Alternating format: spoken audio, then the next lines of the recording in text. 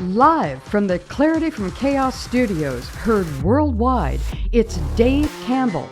On every episode, Dave and his guests explore, discuss, and work on solutions to some of life's biggest challenges. So, if you're ready, be prepared to be enlightened, amused, and even shocked by what you hear. And now, the real, the authentic, the one and only Dave Campbell. Welcome back to another edition of Clarity from Chaos. I'm your host, Dave Campbell. If you're feeling overwhelmed by the chaos, both politically and socially, then you have come to the right place. Here we work ridiculously hard to try to add clarity to today's chaos.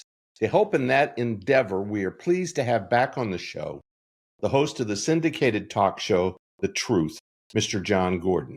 Hi, John. Hello, Dave. How are you? Well, it's nice to be back with you. Thank you for having me. Yeah, it's great. What I'd like to do is try to recap the last, 52 days since we inaugurated and put in place President Trump. And I'd like your views on that, and maybe starting with Doge, I guess. Well, I think Doge is the best thing that any president has done in the modern day. Yeah, we've been saying, everybody's been saying that there's waste, fraud, and abuse in the federal government. It seems to me to be a monster that has just grown out of control. And Trump and Elon Musk are doing their best to tame it. Every right-thinking person in America wants to tame the out-of-control federal government. I mean, who does not want to stand up against fraud, waste, and abuse?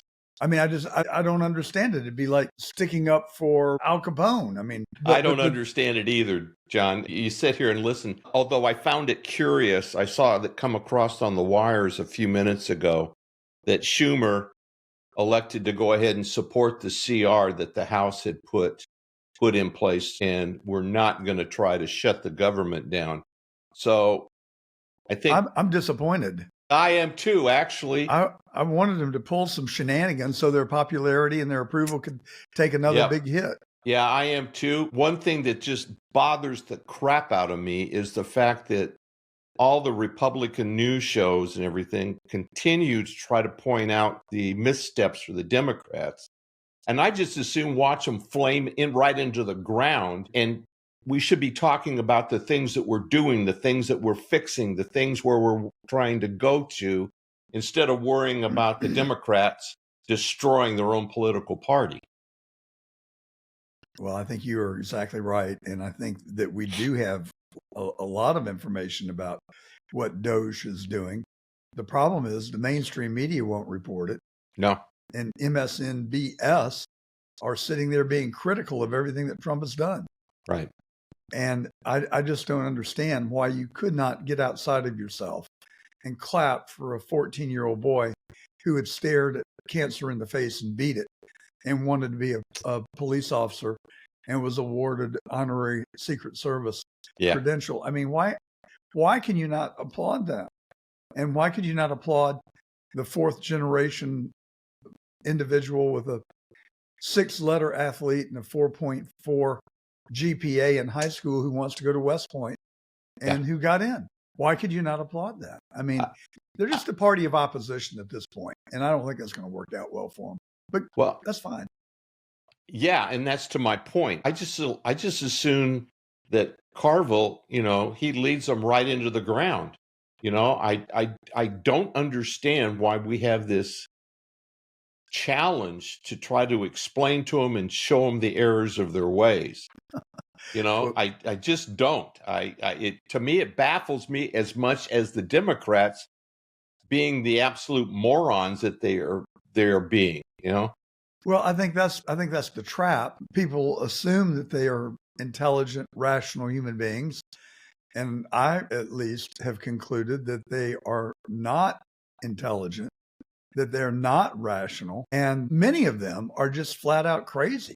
Yeah. And there's not much we can do about that except just allow them to marginalize themselves as they are doing at every opportunity. Yeah, one only has to listen to Waters for about 30 seconds, and you can pretty much figure, that she has the IQ of a 2 before. Yeah. The one thing that has impressed me, though, is the fact of Thune being able to hold the Senate together. We're down to, I think, one more cabinet member that needs to be approved, needs to be confirmed. Right. Yes, I think That to me, that's pretty amazing that we've had no missteps other than having to do a tie break with the with the Secretary of Defense, Hegseth. Everybody else has made it through. And I was surprised even Secretary of Labor made it through with a pretty fair majority.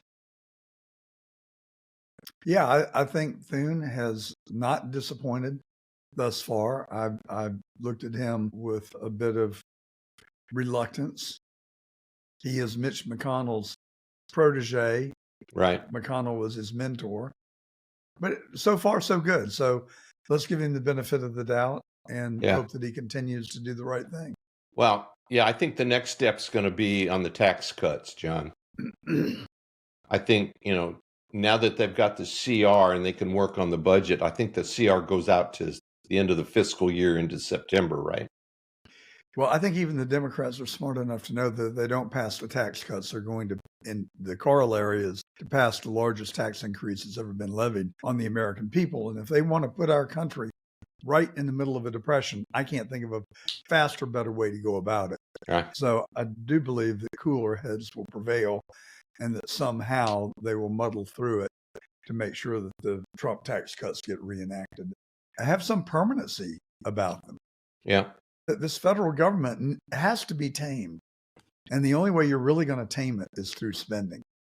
Well, I'll tell you, I tell my listeners every Saturday, they're walking a high wire act.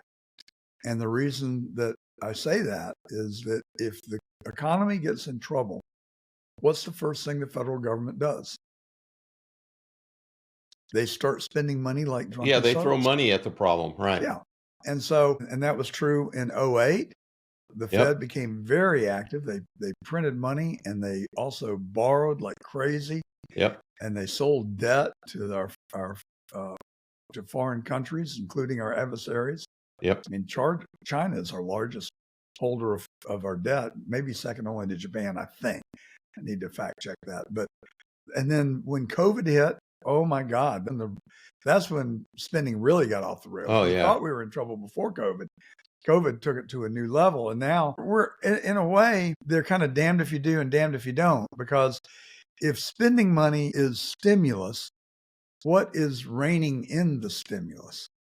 I would argue that is deflationary. And so they're going to, and I think Trump gets it because you see he's gotten foreign countries to invest $2 trillion in American business. And you see the companies opening new factories. I think unemployment is going to drop like a rock. And so I think we'll make our way through it, but you can't do it all in one day. No. Or else you do run some. Well, I think people, right-minded people, if you will, need to remind themselves that this is a hole that's been dug for the last 50 years, and it's not going to get fixed in the first 100 days. It's just not. And I think the biggest thing for me is all the great things that Trump is doing, but Trump to refashion the Republican Party to where they stay in control for enough time to possibly get the Queen Mary turned a little bit. I think you've touched on the biggest challenge we've got. The incumbents normally lose their control of the Congress in the midterms. And if that happens to us, it's going to be bad. Yeah. So we've got to start right now and do everything we can, each and every one of us, to be prepared for the midterms. And we've got to retain our majority in both houses. And I hope that we'll strengthen it. Yeah, I hope we extend it. Yeah. The Democrats seem to be helping us at every chance they get. So we'll just have to see. But I think that we cannot allow complacency to seep back into our psyche and the process, or else we could really be screwed. Yeah. And the other piece is to codify what Musk is doing and put some legislation around what did they call it? Rescission bills around what Musk is doing to actually hold those things that he's found and done into the future, as opposed to, well, he's done it in the last 2 or 3 years, and then when and if a new political party comes in, then shit, we're done all over again, right? Yeah, that's the problem with our system. It's a 4-year cycle, and that's perilous. The founders intended for it to be perilous and continuous. They had the foresight to realize that they shouldn't give any one individual or institution or party absolute control. And they've made it really difficult to pass laws. And there are guardrails there that make it difficult so that we don't just get reckless legislation passed, and that it is inherently hard to do. That makes sure that it's deliberate and that it gets a good look. Yeah, I think the other thing that's going on now, and I'm kind of waiting to see how it starts to shake out, is the level of judicial activism that's going on. To me, that's unconscionable, but it smacks of of all the dirty tricks and things that have been going on, and I'm not quite sure how Bondi is going to be able to fight against that. I just saw that there were 14 state AGs had won their battle as far as employees, and I was under the impression, rightfully or wrongfully, that as the executor of the executive branch of government, he had the ability to hire and fire, period. He didn't have to say, "Mother, may I?" But apparently I'm being naive in that fact. Well, you've got 2 classes of federal employees, really 3, I guess, when you consider the military. But you've got civil servants who get protection from the Civil Service Act, and then you've got political appointees, and the president can fire those people at will. I don't think there's any question about that. The civil servants, that's permanent Washington. Those are the people that deem themselves untouchable, and they don't have to be there 10 years. They just have to be there 4 years and a couple of days to outlast whoever the incumbent is. And they can stall and delay whatever actions the president has signed through executive order. And that's what we see these activist judges doing.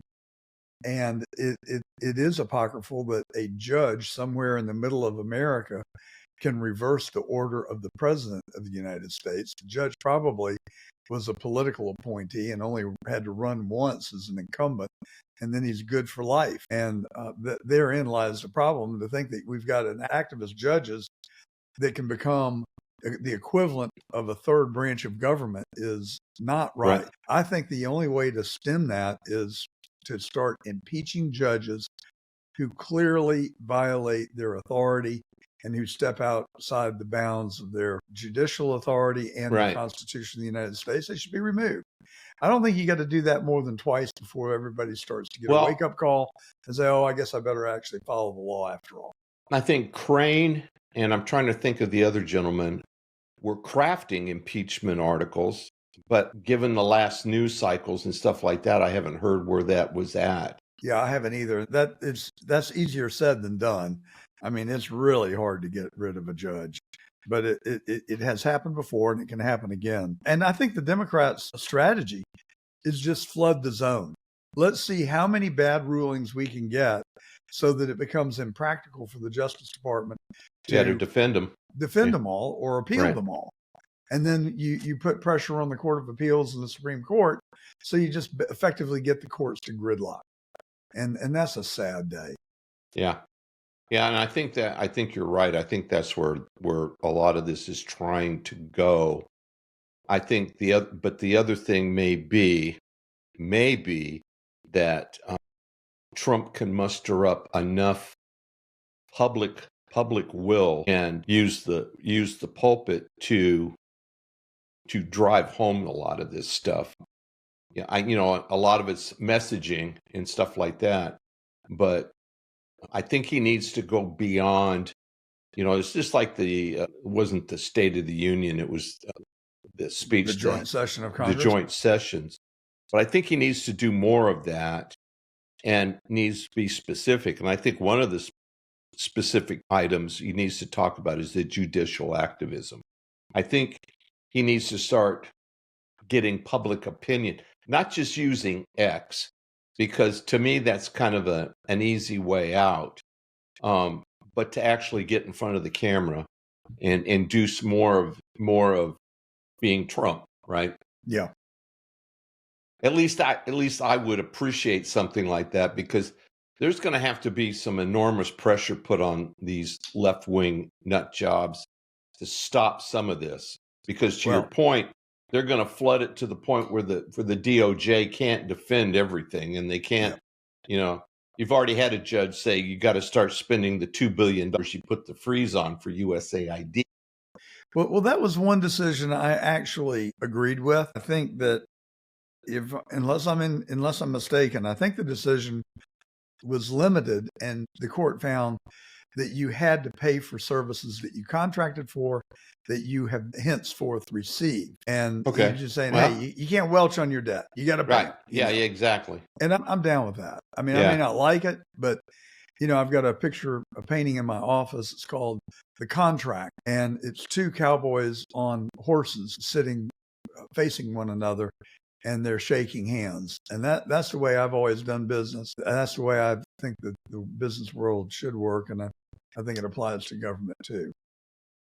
Yeah, you would hope so. So let's shift gears a little bit and talk about the Ukraine and Russia. There's been some tremendous steps since Trump's come into office. Even he had the little dust up with Zelensky, and boxed his ears and sent him home, and then Zelensky had to make his apology and come back. Now, who was to blame for that? Well, I think Zelensky was. I think Zelensky went into that because he'd been prepped, and I think he thought he was going to do another Democrat kind of rodeo that he did, during the election cycle. Well, you're exactly right. That was my point. Yeah. He met with the Democrats before he went to the White House, and they said, "Oh, you've got to stand up to Trump. You can't go over there and just let him roll over you, right. And you can't, and don't take the bait." And so he went in there and tried to play Mr. Tough Guy. And like Trump said, you don't have the cards. Right. I mean, who do you think you are coming into the White House, disrespecting the office of the president, disrespecting the American people, and as the vice president said, to litigate this in front of the American media? He has got a bad strategy. And whoever told you to do that, excuse me, Dave. Yeah. Allergy season is here. Oh, yeah. Whoever told you to do that was just flat out wrong. But that goes back to the incompetence and ineptness of the Democratic leadership. We digress, but I think it's significant. I point my finger at the Democrats, John, but I think there's some Republicans out there that are in Raytheon's pocket as well that would like to see this continue. Up until that dust up, Lindsey Graham was a big, let's continue to send money to the Ukraine. So I'm not entirely. Lindsey Graham is a slippery one, if you ask me. Yeah. So I'm not entirely sure it was all Democrats, but be that as it may, he got his ears boxed, came back, and now they're in Saudi actually getting down to brass tacks. And I guess Putin came back and said, there's not going to be a ceasefire. I want, some substance on the table. So, but at least they're talking, right? Which before November 5th, we were sending javelins, right? So at least we're making some progress. Well, I think it's definitely a good long pass into the red zone. And like you say, they're going to start talking. I did hear Putin today. It sounded like he was being awfully difficult. Trump said that he felt like that Putin was being very reasonable and that had made a very good statement. I kind of called BS on that. I thought Putin really was sort of like my highway or the highway. I'm not giving an inch, but we'll see. I mean, we're at the early stages of a peace talk. Right. And everybody's going to try and appear unreasonable so that they can all come to the middle and be reasonable. Right. I hope that's what's going to happen. Yeah, I do too. The part there though is what we get as consumers from media. Unless I was in the room when the two were talking, I don't know that I'd believe anything that was coming back across the airwaves. Yeah, well, I'm sorry. I've become cynical like that as well. I just, unless I was sitting there at the table listening to the two gentlemen, I don't know that I'd believe anything that came back. So, okay, with that said, we've also got the talks with Iran that Trump floated. That kind of surprised me that Iran just didn't tear it up and send it back in pieces. So apparently, whatever's going on, they recognize the fact that Trump can bring them to the ground. That's right. Economically. And they'd been there before, and it did not work out well for them. No. And I think Khomeini is probably a little concerned that if he causes his country to take the empirical dive into the porcelain, that the country is going to rise up and he's going to be out of a job. Because that basically is where it all ends up anyway. I know a good 8 or 10 people from Iran. I've known them over the years. I find them to be incredibly smart, really nice people. And it just ceases to amaze me that the leadership can be as radical as it is and behave in the way that it does. And a lot of the people that I know, the people that I know from Iran, without exception, have picked up and moved and live in the United States. Right. And they're good business people. They've just got a great spirit about them. And so I have to believe there are a lot more people like that left in Iran.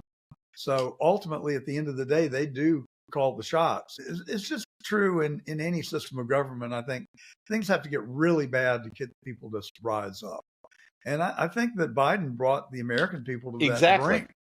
And they did rise up. 77 million of them said no more. Yeah. And they knew a lie when they saw it, and they got sick and tired of it. And they were tired of the corruption, and they were tired of being told that black is white and white is black, and that they were supposed to believe their lies. And 90,000 Amish people in Pennsylvania went to the polls. Normally, they don't. 3,000 show up. I was going to say they're pretty much a non-voting bloc. They're a non-voting bloc that all of a sudden have developed significant political weight. Well, I think the religious right came to the polls as well as opposed to setting it out. 90 million Christians in America, and typically 40 million vote. I don't know what the numbers were this cycle, but it was a lot more than 40 million. But that's something that needs to be fixed too. Yeah. Absolutely. Yeah. We cannot take our franchise for granted, and we cannot take our freedoms for granted. Yeah, but John, they don't for some reason are able to connect those dots. They don't understand that the Judeo-Christian ethic was what founded this country and basically got it where it is. They prefer to think that, there was some kind of touchy-feely something that happened. And to your point, that the church has allowed that to happen. The church needs to step up. Well, and the black churches do. I've been very active in the inner city in Atlanta for the last 20 years, and I've attended a lot of services in black churches, including a sermon preached by the late Dr. Joseph Lowry, who I had the pleasure of meeting on several occasions and getting to know. And I actually really liked him. But I can tell you that he stood in the pulpit of the Lindsay Street Baptist Church on a Sunday morning and said that if you're not registered to vote, you're not going to have a place in heaven. And if you register to vote and you don't vote Democratic, you're going to go straight to hell. And he said, you can tell him Dr. Lowry told you so. And so can you imagine a preacher in a white church standing up and saying that? Yeah. They would be arrested, handcuffed, and dragged off to jail for some crime. I don't know what it is. Hate speech, I guess. I don't know what it would be. But I'm trying to think, what was it in 54 that LBJ put on the books that you couldn't speak politics from the pulpit to the IRS? No.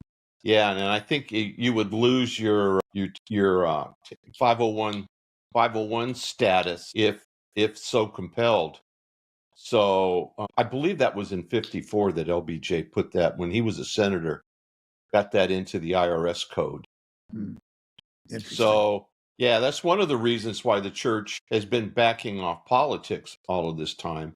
And unfortunately, and my minister does this, probably a lot of ministers do it, they default the responsibility of the congregation to be politically involved because it's not as important as the Bible would have it. And I would challenge that if you read the Bible, you're very much challenged to be politically active. So, I guess it's just a matter of opinion, but I think the church needs to step up as well. Well, I certainly do too. And I read a statistic the other day that said that something like only 30% of ministers in America today are willing to go to the pulpit and talk about controversial subjects of the day. Exactly. And I had a preacher, Dr. Frank Harrington, at the Peachtree Presbyterian Church in Atlanta, Georgia. I would encourage your listeners. I mean, if you want to be inspired, go to the Columbia Seminary website and look for Frank Harrington sermons and just listen to one for 5 minutes. And if you're not captivated and hooked, then you can blame me for wasting your time. He was, without question, in my opinion, the greatest orator that I have ever listened to. And he would tackle any subject. He did not shy away from it. And he approached it from a biblical perspective and a moral perspective.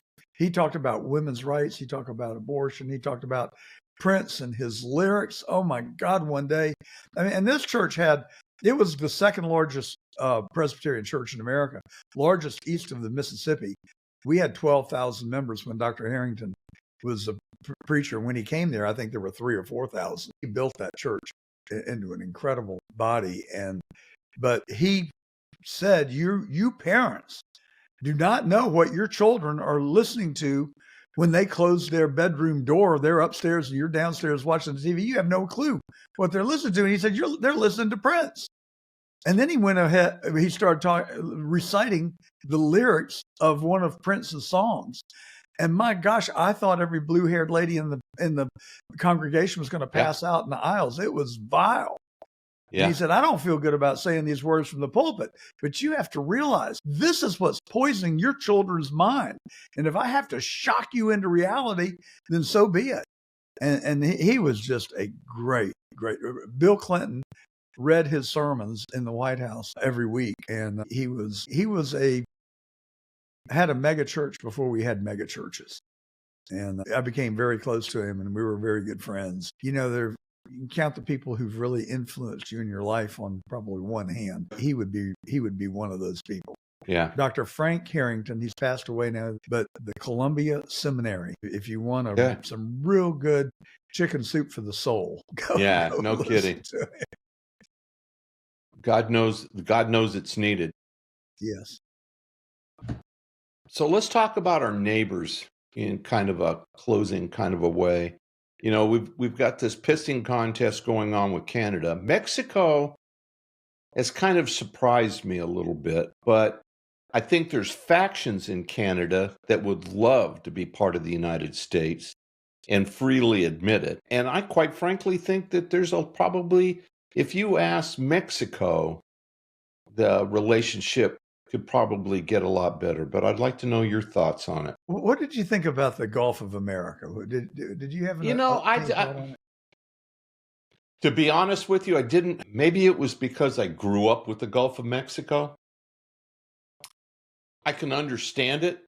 I think the Gulf of America is pretty good because, quite frankly, that defines the North American continent. So I don't know. I can look at it a little bit either way. Well, Trump has done very little that I disagree with. That's one that I took issue with. It just seemed to me to be incredibly disrespectful to the people of Mexico. And it's not the most important thing we have to talk about.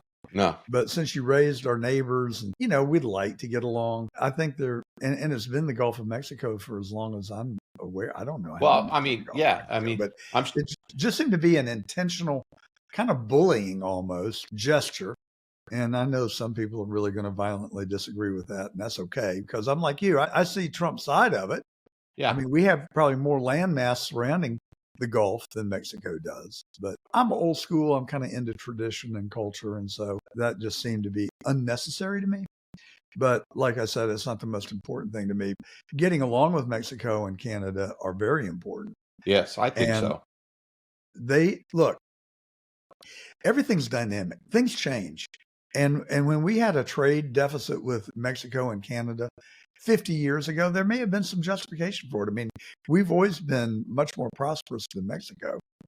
And so there's a piece of me that says, where it's appropriate and when it can be tailored correctly, I don't mind helping our neighbor to a certain extent. Now you roll the tape forward to 2025. I think they've had plenty of time to pull themselves up by the bootstraps. We've certainly done our part. And their country is, in some measures, a mess. They're infected with cartels. The drugs flow through Mexico. All the illegals came through Mexico. I mean, I'm kind of the mindset at this point, get your damn house in order. Yeah. And we're not going to be the dumping ground for your country. And if we have to get your attention by levying tariffs, then so be it. But you've kind of lost the right to get any kind of economic benefit from us. Stop the fentanyl. Stop the arms. Put the cartels in their place. Yeah. And then let's talk about what's fair economically.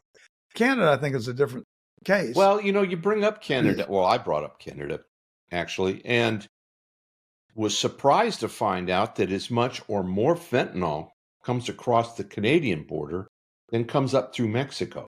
Well, I did not know that. I would have perceived just talked the opposite. Talked to a couple of attorneys that are in Canada, and they were telling me the gigorgen fentanyl labs that are in Toronto shipping fentanyl right across the bridge. Well, how can they be tough on truckers, but they can't be tough on people? Well, I think that's what pissed Trump off, because I think a lot of the tariffs that Trump has gone at Canada over was fentanyl related.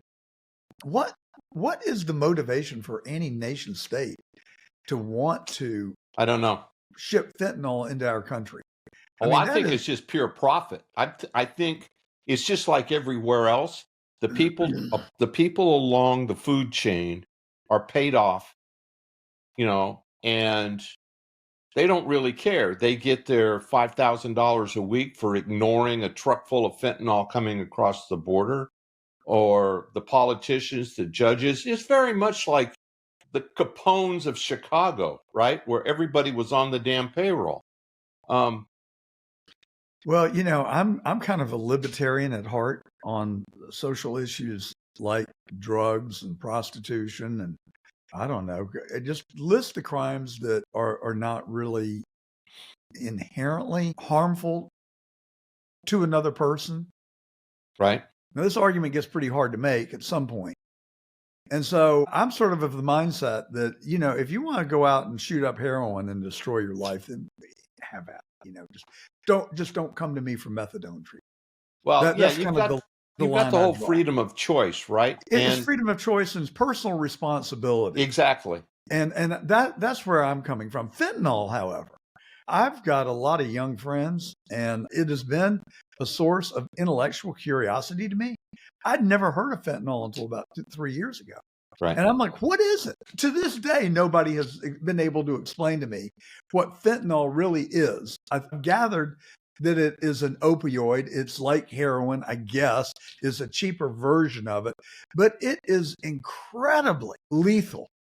I mean, you may as well give a kid a pistol with one bullet in him and tell him to spin the dial. Right. And I don't view it as a recreational drug. While I think that probably in the case of recreational drugs, there could be a profit motive for it. But in the case of fentanyl, I'm sorry, I just can't come up with one inescapable conclusion.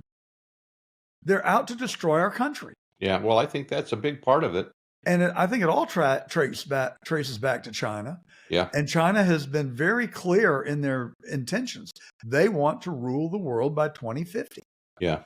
And thank God, I don't think I'll be here for it. Well, I don't think I will be either, But John. we damn well better wake up. And so when Trump says, you want to let fentanyl come into our country, we're going to tariff the hell out of you. Yeah. Stop Well, it. And I go think- find those laboratories and shut them down. Well, see, and that goes back to what I said earlier about the communication aspect of what Trump is doing. I think if he communicated what we just talked about in front of the cameras to the American people, they'd be all over it. They'd be all over, yeah, let's go get them, right? But right now, all they hear is, we're going to put a tariff on your electricity in the New England states. And Trump comes back and says, no, we're going to put tariffs on your eggs and butter and lumber and everything else. Nobody's connecting the dots that all of that crap is related to the fentanyl issue. Well, Trump has been pretty clear that fentanyl is the issue for his tariffs. And, whether the message has gotten out clearly enough or not, I don't know. Yeah. But I have heard him say that.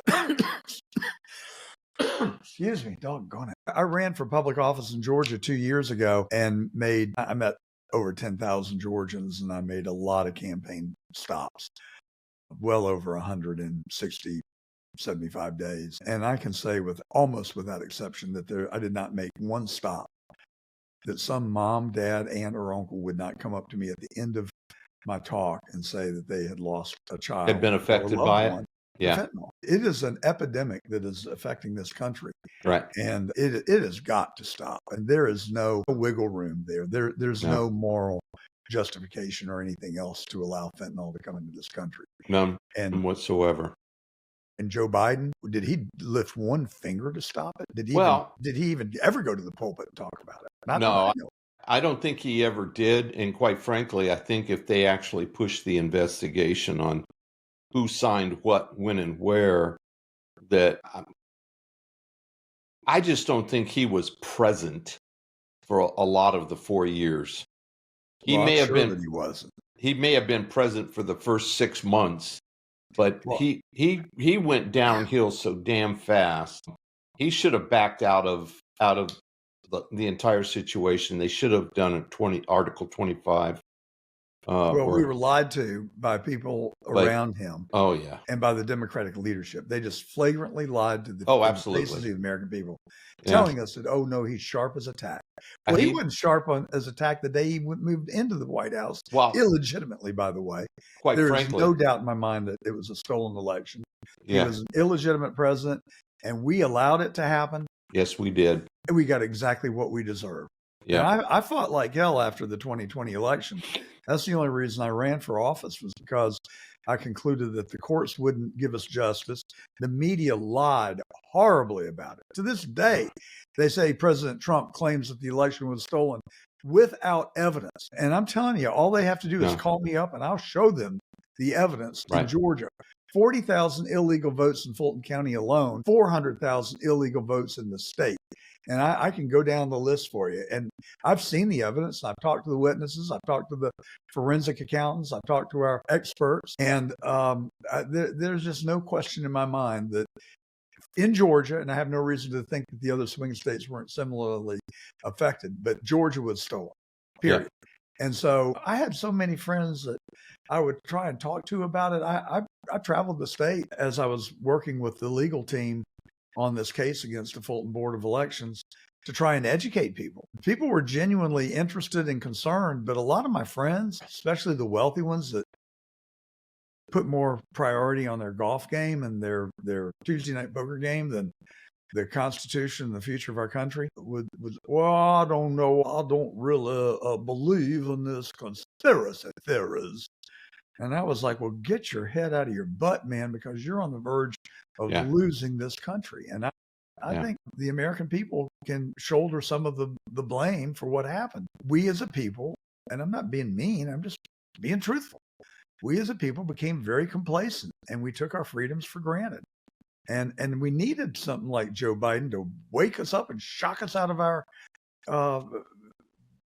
disbelief or complacency. I mean, the lethargy was incredible. And like I said, it's going to take it's going to take a lot more than 4 years to dig us out of the hole that's been dug, because it's been ongoing. And unfortunately, I can remember elections all the way back to Kennedy. Me too. That's when I became aware. And used to participate in John Birch Society meetings every Saturday night. And so that's what I kind of cut my teeth on, was arguing politics with grown-ups. And you could come to the party, John, but you had to be able to defend your position. If you said something and couldn't defend it, you were excused. So I basically would, during the week, would do my homework for whatever I was going to say to make sure I could defend it.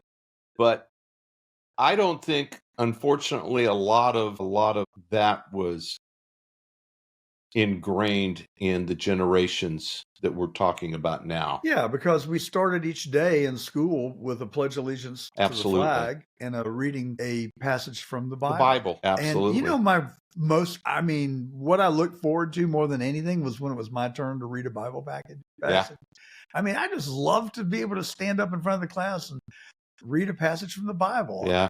And, today, especially in a lot of urban areas, maybe particularly in the South, I don't know, it's probably true in other areas of the country, a lot of young people, particularly in the Black community, just don't have a role model. No. The dad isn't there, just doesn't exist. No, they've pretty successfully destroyed the American family, particularly in the minorities. And I think if you look at the statistics now, it's across the board that fatherless homes are not just in the Black community or in the Latino community, but the white community as well.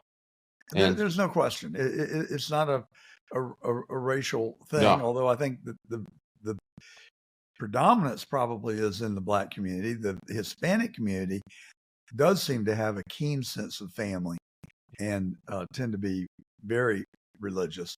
yeah, And there's always been in the white community. There's always been